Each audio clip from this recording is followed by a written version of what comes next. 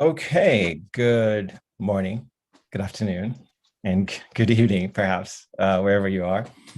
My name is Faniel Wendy, and I'm the Chief Resident at SAI, the STEM Advocacy Institute. Welcome to our monthly, actually now it's becoming more frequent, seminar, and I'm very excited to welcome Dr. Kaytee Canfield to present today on a recent report that she had published recently on the state of science communication, the state of inclusiveness in science communication. So I want to tell you a little story about how Kaytee and I connected. It was actually back in November, and I had come across the report, and I knew that I needed to email Kaytee and ask her, oh my goodness, would you be open to come by and talk to our residents and fellows and interns? And so that was my first foray in emailing her. And initially I didn't get a response quickly. But I was like worried, like, oh my goodness. And Claire, who's our communications officer, knew of Kaytee.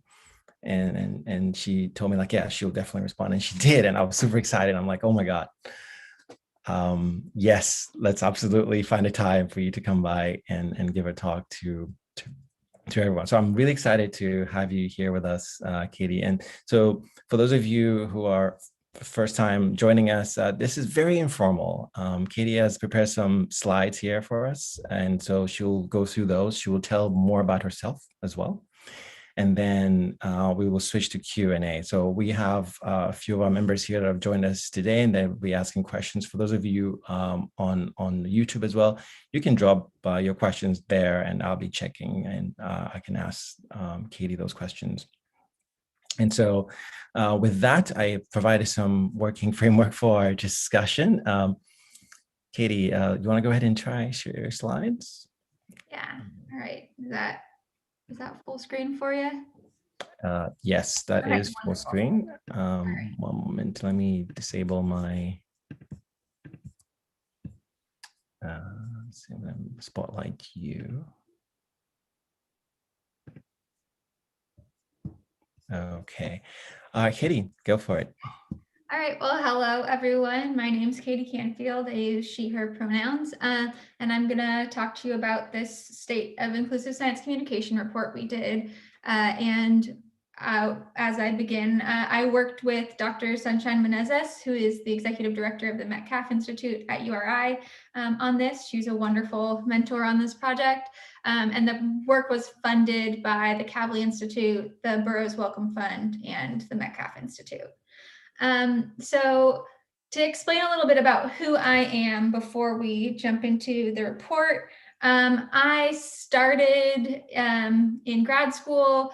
I'm a social scientist by training, environmental social scientist. And as I was finding my way through my environmental justice research, I also was an activist in our local community, and really wanted to find a way to integrate those things. And then was lucky to see an invitation from Sunshine to help with their first inclusive SciComm symposium. And that was kind of my first foray into a formal SciComm opportunity.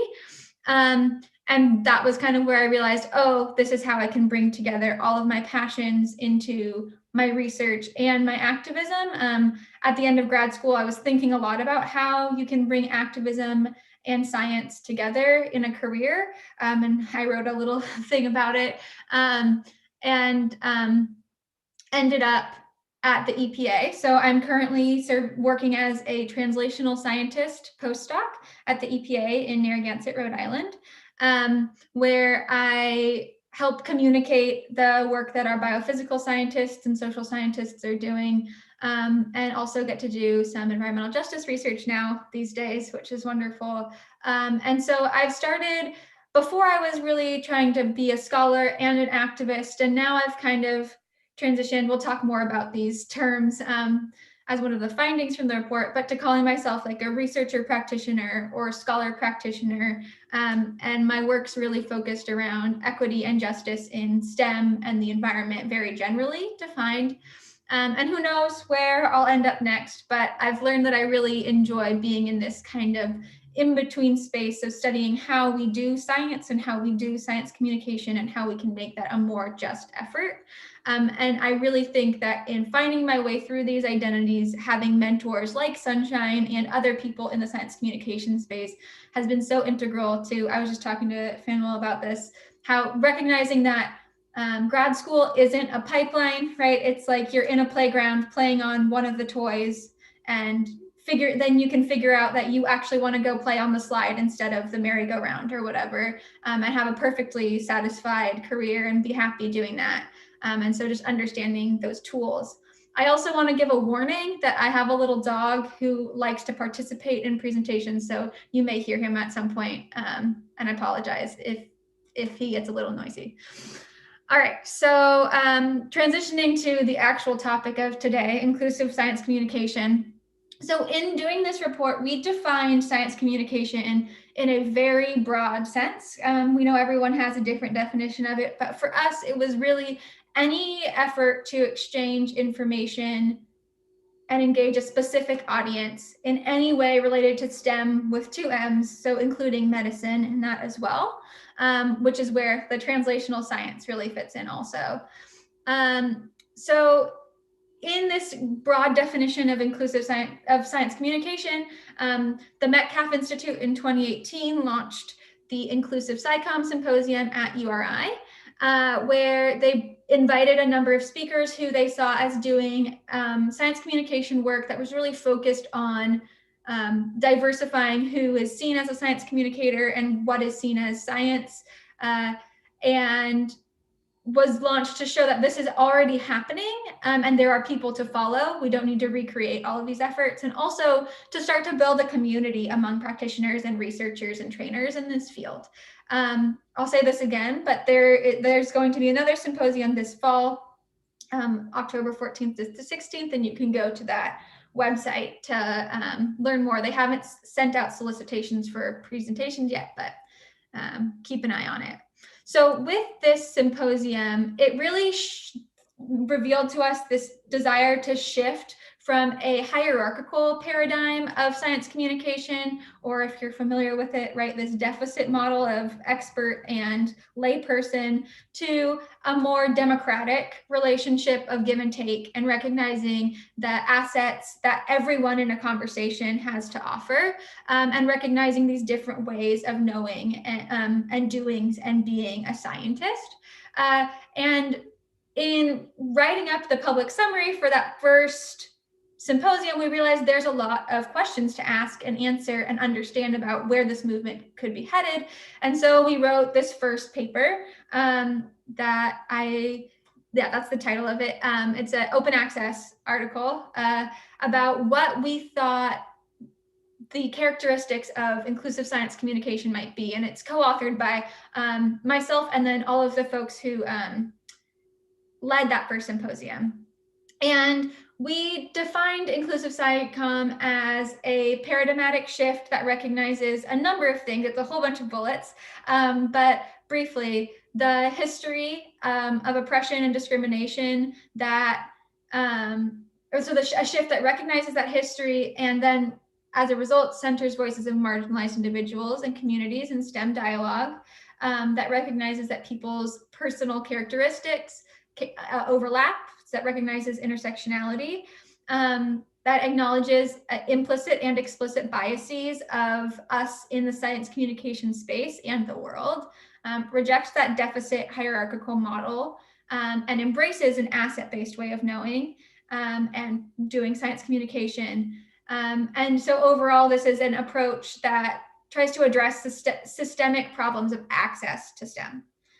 So that paper launched us into this opportunity with the Kavli Institute to do this landscape study, which is the report that I'm talking about today. And this was a goal to understand who are the leaders in this space and how are they leading.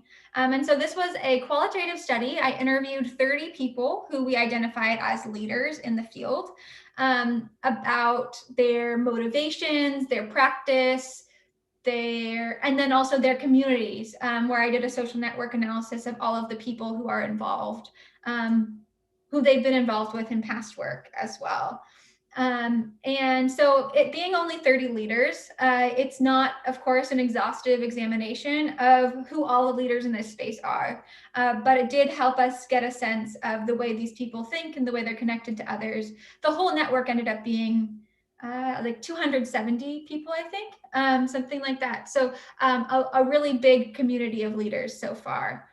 So from this landscape report, we identified these 3 key traits of the inclusive science communication movement that were revealed either implicitly or explicitly in all of the interviews. So all of them are grounded in a sense of equity, but the 3 key traits were, first off, intentionality. So moving into your work, understanding your audience, intentionally defining science, not just accepting a Eurocentric understanding of science, but intentionally defining it, and how different identities are and have been represented in your science communication, all doing that all intentionally. And then also the next trait being reciprocity. So understanding what is the relationship between yourself as a communicator and the community that you're working with, and understanding those different expertises that you bring into your science communication. And then finally, reflexivity. So this one was largely more implicit, but all the leaders would talk about how they reflected on who they were in the space, and if they were the right person to communicate different things to specific communities. And then adapting your practice iteratively to match how your identity and the identity of those in the community you're working with relate to each other. So those are those 3 foundational traits we identified. And then we also identified a number of challenges for the advancement of this movement. So the first one is that there's a lot of we work in science in these very siloed spaces, and that's true in science communication as well. The disciplines kind of like to keep to themselves, and that means that we replicate a lot of effort that we don't need to. So overcoming those silos is a challenge. And because of the silos, also, we end up with some language barriers in terms of using different terms for the same thing. And then also so much of this happening in English. That's another language barrier. Additionally, there's a lack of understanding of what it means to do inclusive science communication, what these practices might look like.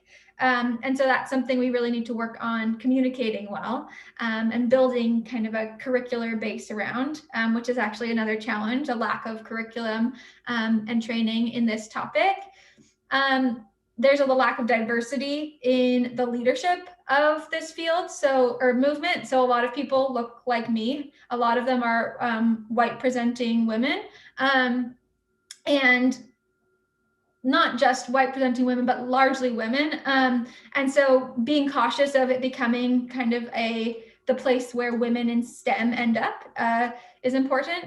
And then also there's a challenge of a lack of institutional infrastructure and support for these inclusive science communication efforts. Oh, and not lastly, very importantly, I skipped this one on purpose so I could end on it, is that there's a lot of risk for early career folks to dive into this field. And for a lot of us, it ends up as a side hustle. So figuring out how we can adjust that so that early career folks can really make this a career that supports them financially and professionally. But more optimistically, these are some opportunities, I guess, that we call them pressure points that either could inhibit or promote the field. So some things to think about are using framing in the moving forward that invites everyone into the space rather than saying like, oh, you're not in my field. So informal science communication and STEM research are very unrelated. We need to keep ourselves separate. Rather, finding ways to integrate these ways of practice and research. Another opportunity or pressure point is finding spaces that we can build these interdisciplinary and intermodal collaborations. And then supporting and amplifying us early career scientists and communicators is absolutely a central step in advancing this movement. And always importantly, finding creative ways to fund work in this field, and very importantly, evaluation to check that what we think is working is actually proving to have the impact that we want it to. So those are the high level findings. We also identified 10 recommendations for how we can keep this movement going and keep building it, because we really do see this as a necessary shift for science communication as a whole. We don't want inclusive science communication to just be an offshoot, but rather a whole shift to the field. Importantly, these recommendations are not tips and tricks, but more starting points, things to think about in designing our science communication practice. There are some resources in the slides throughout that are very helpful in building practice also. So the foundational recommendation is to embed those 3 key traits into all science communication practice. So this looks like being aware of the community that's impacted by your work and designing your engagement to consider the roles of all community members and yourself in your engagement approach.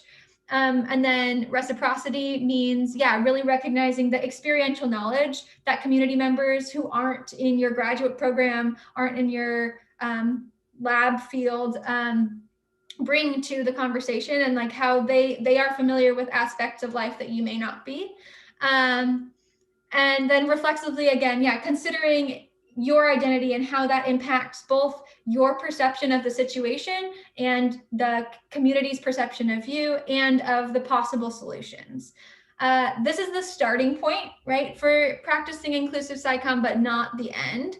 So at a higher level, so those were more individual practices. At a higher level, between fields, there's a need to embrace these transdisciplinary ways of working and exploring what is known in other fields that you might not be familiar with. So, for example, the field of like culturally relevant education has made a lot of advancement in how we can be inclusive in our communication.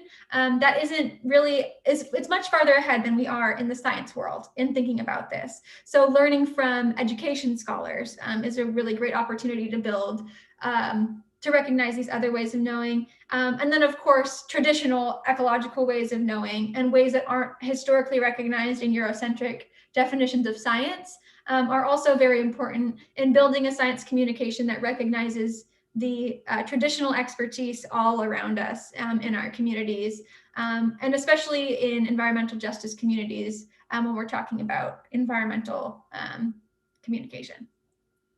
So our next recommendation is looking at language, right? So there are definitely some themes here in the ways we isolate ourselves. The language, we need to emphasize language and framing that brings our diverse approaches together rather than perpetuating these silos. So for example, in academic disciplines, one discipline may have one term for something and another has a different term for effectively the same thing. And those may serve purposes within science, but when we're communicating, trying to build these bridges, finding ways that we can actually communicate with each other. And it also can perpetuate the hierarchy of the quote unquote expert and the community when we are using these jargony terms and not explaining them. And also it can perpetuate some distance across the research practice spectrum. So an example, we often use the term outreach in extension offices or in STEM, and that really perpetuates, again, that hierarchy of the knower and the learner rather than a give and take. So outreach, perpetuates this idea that I know something that I'm telling to you. So we've tried to shift instead towards using the term engagement so that there's more of a reciprocal connotation. Another example is in the science communication world or science education world. They use in the research, they use the term science efficacy to refer to people's sense of belonging in science. Whereas on Twitter, they say the same thing with the hashtag, this is what a scientist looks like, right? So they're talking about this same idea of, I feel like I belong here. but they're using different terminology to do it. So finding ways that we can see that as arguing for the same kind of belonging. Another really important language-related opportunity is to expand our efforts at multilingual engagement. So the image here is of Monica Feliu Mujer, who is the founder of Ciencia Puerto Rico. And she's really a key leader in inclusive science communication, who has, especially around the coronavirus pandemic in Puerto Rico and in Spanish-speaking communities in general, been really working to help build accurate communication of the virus. But ISC has the opportunity to remedy a lot of this shortage of culturally and linguistically accessible science communication. And we really encourage people to lean into that, because oftentimes, we need to make sure that terminology can be translated effectively to communities who don't speak English. So operationally, this just means if you are communicating with a community that is largely not English speaking, make sure your materials are available to them in that language. And then shifting towards community making among people in inclusive science communication, that's another big recommendation. Is we have a lot of little communities that exist that care about science communication, but finding ways to bridge them all, bring them all together, and also bring together all of the resources that exist. So for example, from the Inclusive SciComm Symposium, we have a running Google Doc. I don't even know how many pages it is now, but of all of the resources of the different folks who have come to the symposium to contribute their different banks of papers and like organizations and all the different opportunities that exist. Twitter has been a really powerful space for the inclusive science communication movement, for people to find each other virtually from all around the world. And it's the only social media I'm on now, and it's only for that purpose, really, because it really is a great way to keep up with what everyone is doing.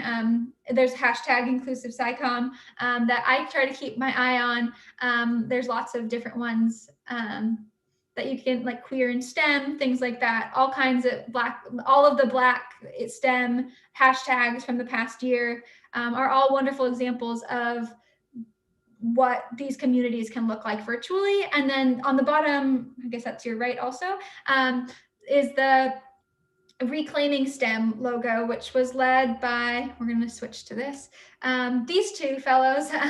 We've got Evelyn Valdez-Ward and Rob Ulrich, who have led this organization for people from minoritized identities to help improve their sense of belonging in STEM. So another big part of this is recruiting and supporting early career folks like these two leaders in the field to do this work, right? I know among those of us on here today, that's very, very important. We, as early career people, bring a different perspective to what science communication is, what inclusive science communication is, than folks who are farther along in their career, and that's very valuable. However, it can be really challenging to make this more than a side hustle when we're early career, and making it something that PIs might support can be challenging. We did a focus group with early career people at the 2019 SACNAS conference, which is the Society for the Advancement of Chicanos and Native Americans in the Sciences, where they told us that all science communication should be inclusive by default, right? That this should be the ground zero. We start with that rather than adding that in as an afterthought. That funding is very hard to find. If you don't have a degree in science communication, often you don't have credibility. But then at the same time, if you don't have a degree in the specific kind of science that they want you to communicate, then that can be problematic too. So it's really hard to find a way to support your interests. And then how do you make this a full-time job, right? That's still something that I'm working on too, is figuring out how can I make this make my passion my career all the time.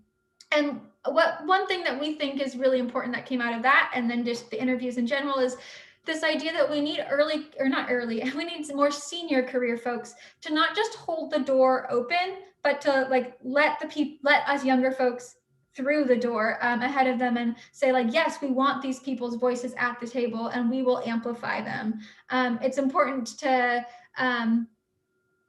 the seniority dynamics and the power relations in academia can be really challenging to overcome as an early career person. And we recognize that and really want to amplify that that's something that we need to keep taking action around. So these are two really key resources for building our inclusive STEM practice, inclusive SciComm practice.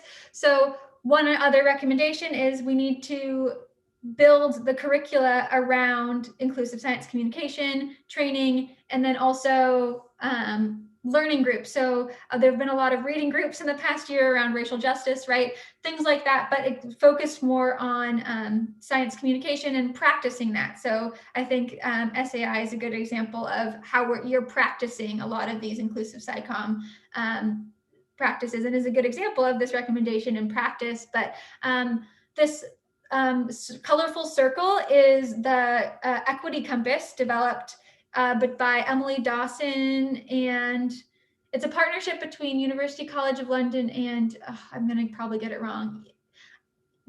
I'm not sure if it's University of Michigan or Michigan State, so I'm sorry. But yes, yestem.org is where that's based, and it's a really wonderful tool for how we can think about integrating these different aspects of equity and inclusion into our science communication. And then, of course, the Alda Kavli Learning Center has these webinars every month or so that can be very, very helpful in building in training ourselves in how to do this better. All right, we're almost through the recommendations. So of course, an important part on top of making sure that we're trained well is also checking ourselves on if our practice is actually doing what we want it to. So it's really important to develop these ways that evaluate our practice. And that also requires our funding to allow us to evaluate. So that can be a challenge when grants end, when the project ends. It's tough to have the time and money to evaluate them. But also finding ways that we can evaluate, not just, so surveys have their value, certainly, like right after an event, but learning doesn't stop right after an event. So finding ways that we can track more longitudinally, how might this shift the way someone approaches their work over a longer term? And also co-creating these methods of evaluating with communities, not just based on what we as scientists and communicators think the best way, what we think the goals are, or how we think it might change someone's way of knowing. So that's a big open box. If you have ideas, we're eager to hear them on what that might look like. And this is a really important part of that reciprocity and reflexivity, those traits. And then also, this one's really important to me, looking at new ways to go beyond if you are a researcher or if you are a practitioner. So this is a way of thinking that we went into this landscape project. I was asking everyone, so do you identify yourself as a researcher or a practitioner in this space? And I assumed there was this binary. I was very wrong. 2 interviews in, I changed it and I started saying, where on the spectrum from researcher to practitioner would you put yourself? Which I think that's probably still reductive. It's probably more like a triangle with like activist, practitioner, researcher, and could probably become 3-dimensional also. But anyway, being both is very common. Researchers who do science communication absolutely are practicing, and practitioners do research to back up the methods that they're using. And so assuming we are just one is problematic. And that's part of that's why I have started calling myself either a scholar practitioner or researcher practitioner, to try to help us shift the way that we talk about the ways we do science communication. And then, of course, funding. So funders can help us build this movement by encouraging, by like sending out solicitations for projects that cover this movement, that try to expand our understanding of this work, which they seem to be increasingly present, luckily, but we can't do this work if we don't have support for it, and that can be tough when there isn't institutional support for this work. So that's, as always, funding is a key part for moving forward.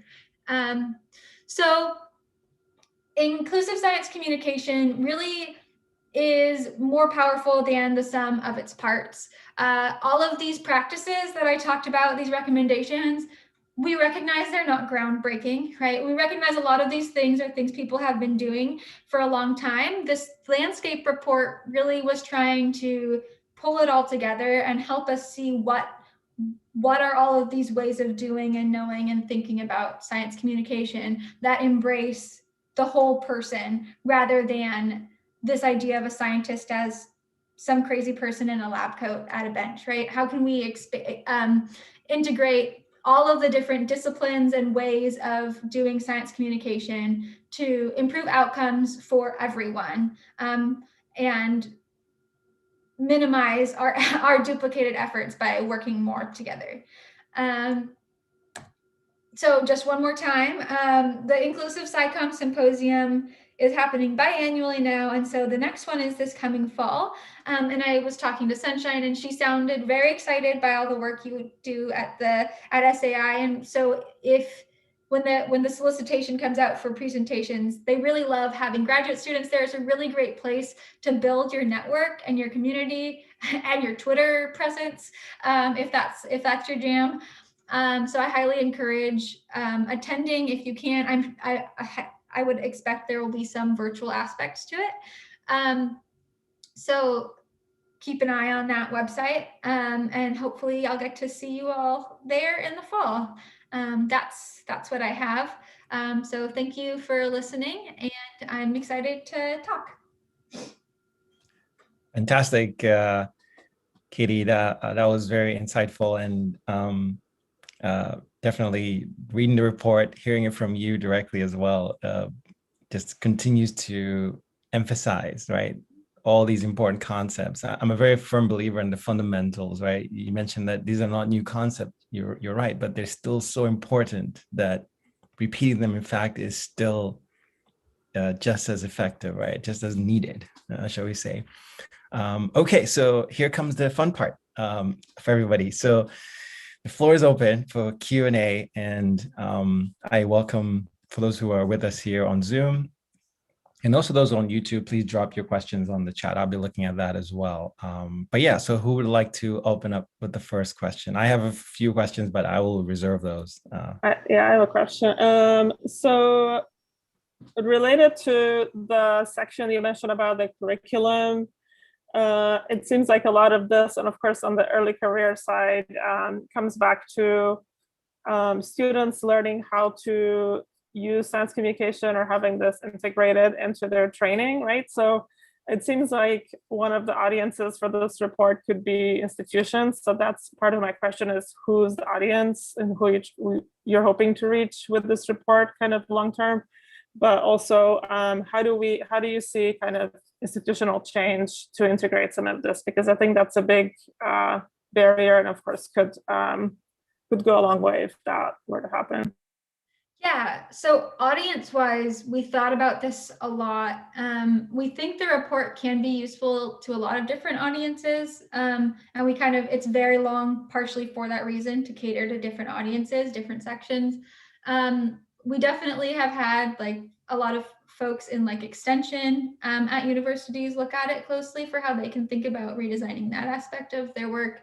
But we really did try to make it useful to like people who are in the practice space, but also people like outside of universities entirely, but then also to, of course, science communicators and researchers.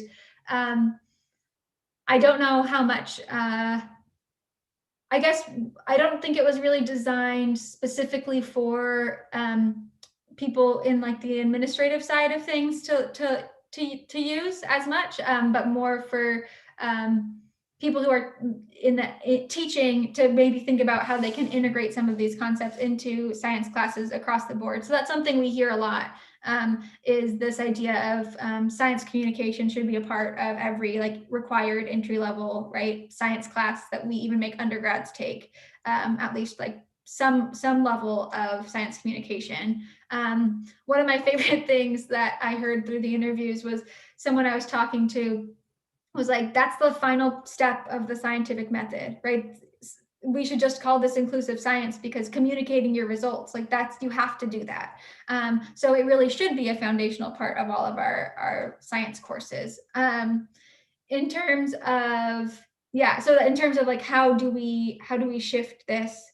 I think that it's part of, how we shift the way we think about what a STEM curriculum looks like, and what belongs in a STEM lecture or STEM lab. I don't know if you all listened to Shortwave, the NPR science podcast. Earlier this week, they did a podcast episode about anti-racist science education, and they were talking about a high school teacher who assigns a book in her bio class. She assigns The Immortal Life of Henrietta Lacks. And so things like that, like helping us start thinking about like how bioethics plays into STEM, even at a high school level. Thank you, Adriana. We have a quick question from one of our viewers on YouTube. Rosemary is asking, in what ways can we integrate these findings into the K through 12 space to support young people in seeing themselves as scientists? So I think that's my mom. That's funny. So in the K-12 space, I think it comes, I mean, again, I really highly recommend everyone listen to that episode of Shortwave. I think it was Tuesday or Wednesday of this week. So I think that having folks who are like those of us on this call right now, going into K-12 classrooms and showing people this is what a scientist looks like, I think that can be very powerful. I think, bringing more of the equity and justice focus to the way we teach science in those classrooms. Again, like I think what I was saying before, also just redefining what belongs in a science curriculum. And I think that comes to administration again too, of who we have teaching science also absolutely matters. That's a good response. Any other questions from SAI folks? Hey, Kaytee, I have a quick question. You kind of mentioned this in your talk, but for people like, Neva and I don't know if there's any other grad students here that are interested in grad school, but we don't in grad school about, science communication, and we want to make it our career.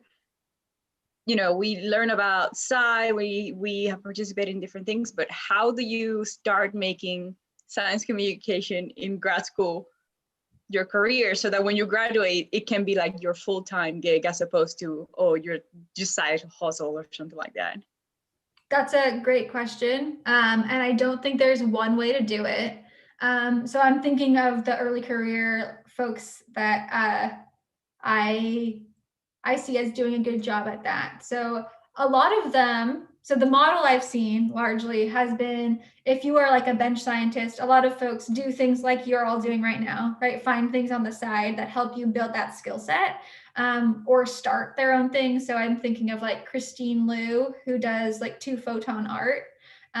So she is a neuroscientist who started making zines and then started making pins, and is really in the science art space. And then I think of Gabi Serrato Marx, who started Massive Sci, which is like the science news website.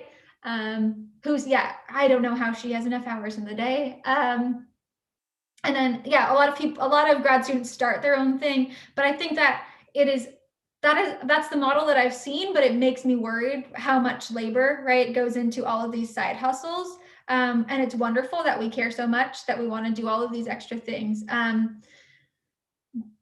feel like there are increasingly certificate opportunities to like formalize sometimes our science communication training. And I think Sci is a great way to demonstrate like a more formalized training and experience. I think I really do believe I have learned to believe in the power of Twitter, and building your connections. That I get overwhelmed. Don't get me wrong. I can't last more than like 15 minutes at a time on Twitter, but I do believe in the power of like taking the plunge to try your hand at it. And when you don't only have a few followers, like I don't have that many followers. you can try and like be as much of yourself as you want to be, and only that little community will likely see it, right? Unless you add hashtags. And if you add hashtags, then you can be seen by a lot of people who might eventually, like you might eventually be able to connect with in the future. So I think it also depends if you want to be more in this SciComm, like more fully in the practice space or more in the research space. So I really love the meta, like research about how we do science communication. Like that I've found is my sweet spot. And then getting to do a little bit of the practice too.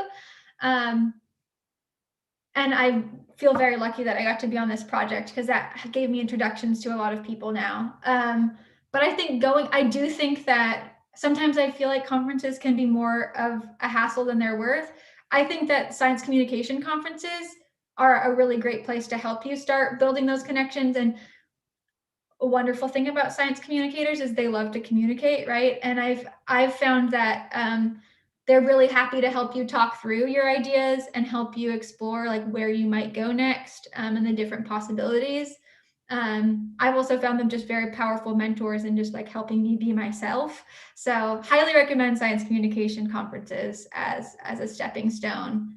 And also imagining the way like different grants can be pulled into your ideas. I think that that's also like science communication fits into so many different topic areas that I feel like that's another opportunity as well.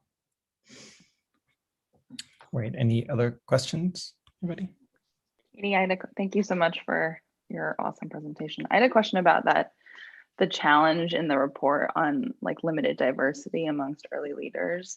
I think probably many people on this call have experienced this sort of like a lot of institutions are forming like diversity committees or like inclusion and equity committees, and they're almost all women or all people who identify as some minority. Yeah. And it almost links into this idea of intentionality where the institution itself doesn't have intentionality. And so I don't know if you have tips on that. I feel like I just grapple with those two things pulling at each other and feeling like it's hard within an academic institution, which is where I'm coming from, to really make true headway besides like, you know, your own personal practice or within like a smaller laboratory group that there's more sort of buy-in for. So I don't know if you have more thoughts on that, but I don't think there's a solution, but I think it's an ongoing problem. Right. I don't know, but I don't think I'm going to excite you with my response, but I'll commiserate. So I was part of the Society for Women in Marine Science when I was in undergrad, or not in undergrad, in grad school. And yeah, we talked about this. We had a symposium where basically the constant commentary was like, all the women are the people who do anything outside of, like, who do this building of community and do this building of support for other minoritized people in our community. And like that's been scientifically proven that women tend to do a lot of that lifting in academia. So the science backs you up in that observation. On the diversity committee comment, yeah, I get really upset. I mean, I'm sure we all do on this call with this idea that like they are supposed to solve everything. Anyone who is a marginalized identity is responsible for fixing their own marginalization. That's ridiculous. So I commiserate with you on that. I think that the way, like the argument that we try to make in the report, right, is that it shouldn't be, right, the diversity committee, it should be like the foundation of the institution. But in terms of how like being inclusive and being intentionally anti-racist, but how we move there, I think it's the same way a lot of these conversations outside of science communication specifically, right, are going, like you were saying. I think it can be absolutely disheartening when we feel like we're only making an impact right within our like small lab group. But if we hope that, right, like it's going to spread out, I think that's what I personally, so I'm not speaking for the EPA. What I personally, as someone who is working for a government agency, feel sometimes is really, really challenging is if like, I work at a wonderfully inclusive and supportive office where we've been able to do a lot of great work in the past year, and I've been heard on a lot of things, but it can be really frustrating when I know that that can only go so far. but it at least is going a little bit farther, and I can hope that it continues to spread out. But at the same time, some wonderful advice I was given a few years ago was to also protect your energy, right? Like if you don't have it in you to keep pushing, it's okay to step back and ask allies or other activists to help support that effort. Yeah, not a solution, but sometimes you have to pat yourself on the back for what you are doing, for sure. Yeah, and that question actually was asked one of our other fellows on YouTube, actually. Rosario matched Jessica's question there. How do you approach faculty and getting department heads, to push for, that work? Rapidly, Kaytee, do you have any, top of your head, like list of conferences that people can go to, virtual in-person networks for cross-discipline collaborations? So you mentioned the October one. I know there's Science Talk that's upcoming, right? Yes. Any other ones you can share with people? So SACNAS, I think, is a really wonderful space for everyone. So I am not trained as a bench scientist. I was there as a science communicator. And I mean, I am a white cis female, so I am not someone who typically feels super excluded in a social science conference space. But I felt very this radical sense of inclusion at that conference in a really powerful way that really embraced other identities of mine that I hadn't historically felt confident about. So I really recommend SACNAS for both if you're more STEM focused in the lab, but also they had an entire, I did not participate in 2020, but in 2019, it was their second year of a SciComm track specifically. So highly recommend SACNAS. I will find I told you I would do that, and don't have it pulled up right now, but the list of resources from the Inclusive SciComm conference. Well, there's a SciComm listserv through the Metcalf Institute. I think you might have to have gone through a training at Metcalf to be on it. But folks forward the things around pretty often, and that's one way to find a lot of those conferences. Trying to think, I don't know if anyone else on the call has other ones they know of. The AAAS meeting had a lot of science communication that were wonderful this past year. What other ones? Oh, there's the environmental communication. What does it stand? What is the abbreviation? It's coming up in July. And it's environmental communication something.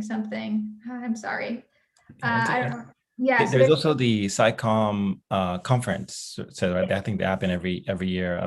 I went to one way a couple of years ago. Those are always great places to form these collaborative opportunities. Another thing is, so per this comment of the value of interdisciplinarity, I highly recommend trying out social science conferences. I think there's a lot of work in science communication, I think more in that space, or just communication conferences. So the science would be more niche there, but there's absolutely valuable things to learn from folks who are coming from those slightly different disciplines. Yeah, and there's the link is shared there by Priscilla there. Thank you, Priscilla. All right, any other questions? So just looking at the report, Kaytee, there's one comment that really struck me. You wrote a humility exemplified by communicators' willingness to continue learning. This was a common and defining characteristics of the individual interviewed for this study. Can you talk more about this idea of growth and learning, right? That as we're building these initiatives, you want to continually to be reflecting, right? Thinking through about what is it that I'm trying to do, right? Yeah. Tell us, as you're doing your interviews, what were you hearing from people as they shared their thoughts? So so the term came from me rethinking about cultural competence to thinking about cultural humility, and then noticing it so much in the way people were doing their SciComm work. And it was so like I said, a lot of I think we had to search out male participants for this. So it was a lot of women realizing that, and a lot of white women who were kind of like, it was like their wake up moment of like, oh shoot, like I was aware of being a minority in STEM as a woman, but I didn't realize all of these other ways, right, that people were marginalized. We did this report, by the way, we did the research from like summer of 2019 through summer of 2020. So this was largely before the racial reckoning in America. But that was a lot of it was people like coming to terms with, oh wait, there's other identities that I should be very aware of in their experiences in the STEM and SciComm space. One other example, more specifically per the like reflexivity aspect of humility, is a communicator who was invited to talk to a religious group, but her religious identity wasn't very strong. And so she was like, no, I shouldn't be the person to speak on this. I should pass that to someone else. So humility, and also knowing like when it is time to step back and maybe point to someone else to take the lead there. Yeah, because I think when you do these interviews, right, it's really, you learn so much. And one of the things we tell our fellows a lot and our residents is make sure you're talking to your community, right? Don't assume you know what they need. Right. Just engage them, and the powerful word that I was thinking about is co-create. Yeah, right. I saw you threw that in the chat. Yeah, I think that's a really important part of it. And that was a lot of what I was hearing at the AAAS meeting a couple of weeks ago, was this idea of when you're doing engagement, not assuming your expertise is the right expertise, not assuming that you know that even know your own community better than they know themselves. Yeah. And I think this applies too, especially because within SAI, for us, you have this, I love the way you put it, researcher practitioner, right? I think our fellows and residents are going back and forth, right, between the two, and activists and so forth, right? So it's really great, and they're building approaches, they're building initiatives, and sometimes they're building full-on nonprofits and companies. I think all these things you're bringing up, how do you think about being inclusive within your own initiative, right? In terms of what you're trying to do, I think is a very important concepts. Yeah, and I think that evaluation is an important part of that too, right? So we can have the best of intentions, but making sure that we're letting our communities check us on if what we think we're doing is actually working out the way we want it to. Yeah. Something that we always are asking ourselves also is what is the what are we trying to do? Is it working? And a lot of our talks this year will be framed on that, actually, the evaluation. So how can we do it better? Or how can we be better? Any additional questions from the team here?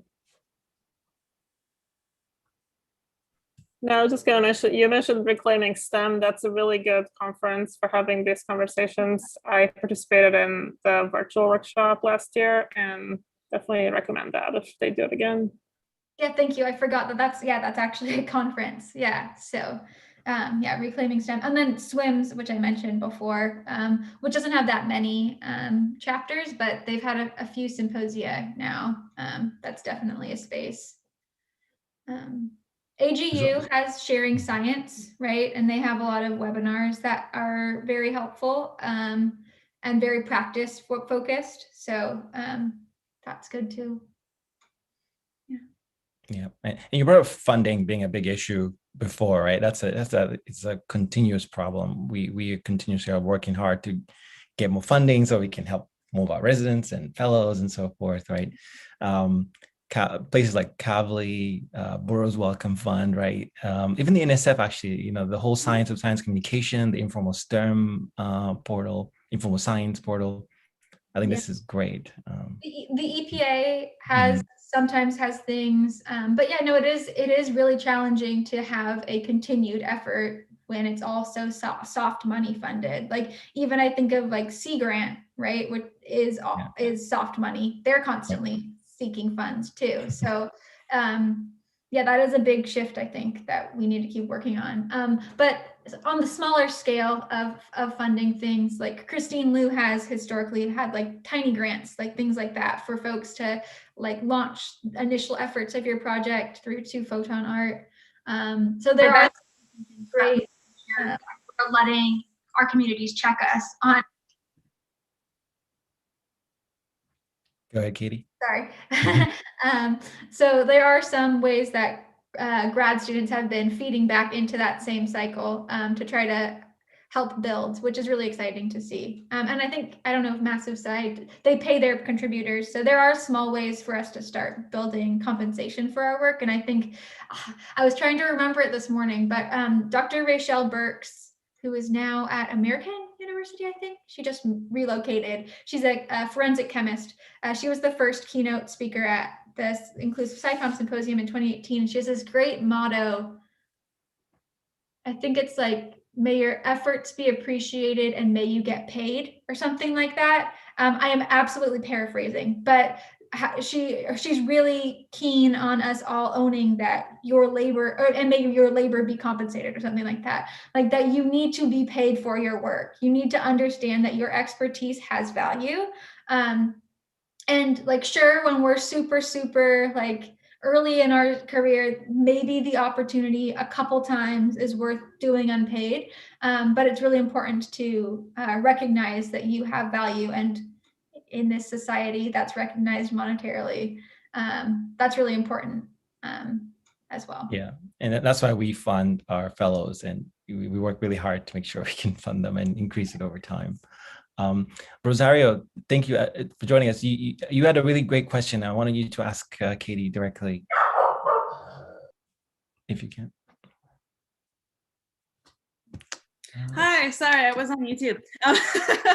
I had a question about basically how you can talk to administrators or to faculty in your department to kind of encourage people in your group to make science communication part of the curriculum, or have science communication courses.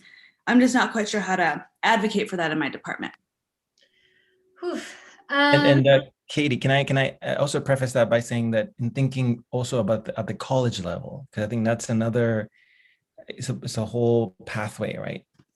So I think maybe thinking about it in terms of, I'm not trying to think of the best way to word this, but like how they prepare their students for their careers. I think that might be like a helpful way to frame it, is like, we want to leave this department capable in whatever way we're using the science that we learn, right? And science communication isn't just useful if you're going to be a SciComm practitioner, right? I think a lot about how little we prepare PhD people to go teach, right? Like, you're not required to take any pedagogical course, but then you're suddenly in charge of a classroom. So SciComm's very helpful in that way as well. So I think in thinking about it as you're giving your students skills to be functional members of the academic community that are complementary, that help us do a better job at showing what we've learned in our other courses in this department.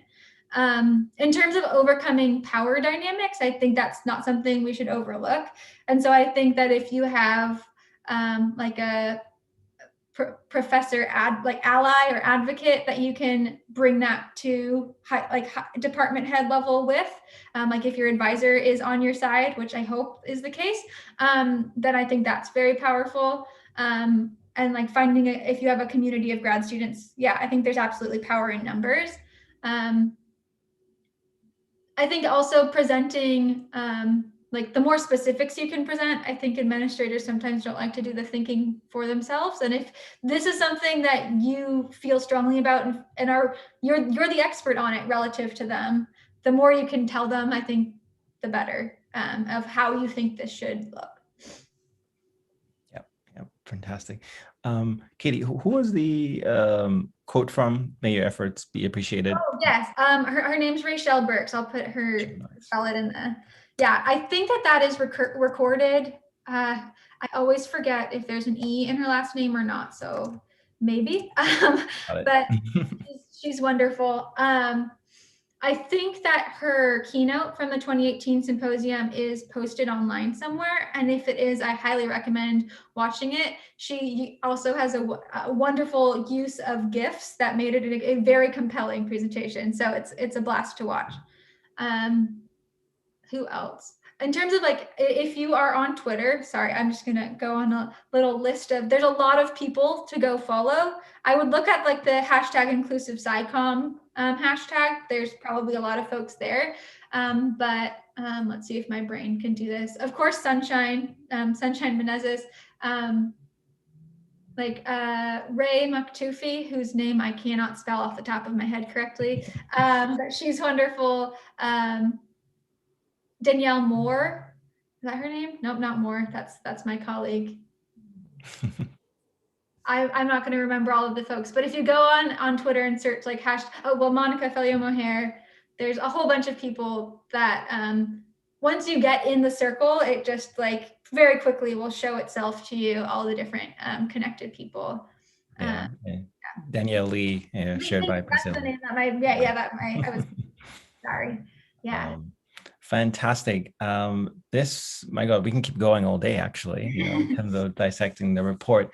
And I am very confident we're going to have you back sooner versus later as we go forward. But this was a fantastic overview of the report and really giving us some deep insights in terms of all these things we should be thinking about. Our fellows and residents, we're all struggling together as we work to build initiatives, databases, whatever have you, to make science more inclusive, more accessible, and ultimately building bridges of access between science and society. That's really what drives us very heavily. And we think that question, it requires a multidisciplinary approaches, right? So I love the way you described yourself. You're multiple things, right? And you're using that skill set to address important questions, right? And the way you frame it is science of science communication, right? I think that is a great dynamic, and we're all researchers, practitioners, activists, social scientists, wannabe, or trying to rub off some of that energy. Yeah. So thank you so much. Yeah. I found the resource link. It's on the inclusive SciComm page that I had mentioned before. So that's the giant Google Doc. But if you just go to the inclusive SciComm website, it has a lot of links. Yeah, we absolutely, there's not one way to do all of this. So, and any efforts that center inclusion and equity in communicating science fit in our wheelhouse of what we think should be working together. So I really enjoyed talking with all of you today. I know that hour flew by. So I hope to get to talk to you all again at some point soon. So thank you for having me. Yeah, and Kaytee will be around for a couple extra minutes. Anybody wants to continue chatting, but for the live stream, we'll end here. But thank you all. And we'll be hosting another one of our seminars in March 6th. So stay tuned for that. Thank you.